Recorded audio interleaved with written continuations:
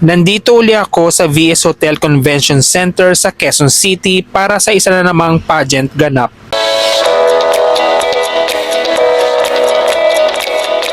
We're here at Victoria Sports Tower. Bali, atin tayo ng press conference. Victory press conference ni Mark Marasigan. At ang sent off ni Ray John Paul. Ano ito ba? Sabado. Lalaban sa Mr. Asian Global. Sa cinema daw. Ang kasama ko si Eric. Yun ko naman. Tanong. Yes. Parang auditorium. Parang set up na ako. So, lalapang muna kami bago magumpisa ang press conference at ang send-off ng ating mga Misters of Filipinas Kings.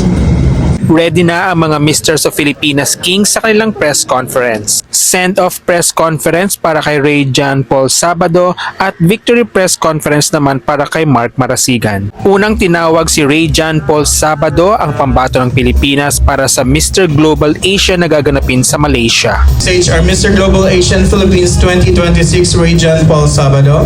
Very much for everybody who came here to celebrate this very special day of mine. Few moments later. 2025 Mark Marasigan.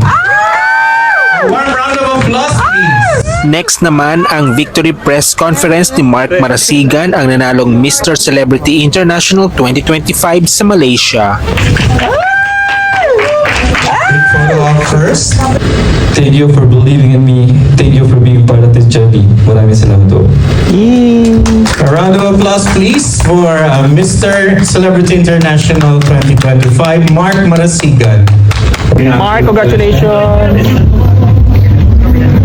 Picture time with the Kings at may parapolang sponsors para sa aming mga pageant media. Let's have first to raffle and Ray John have the winner to give the Fujisan S750 soundbar, and the lucky winner is none other than from what company?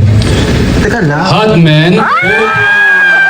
Oh, there you have it. Hotman Philippines. Congratulations. Meron kang Fujisan S750 soundbar courtesy of VMAR. Pre, congratulations pre!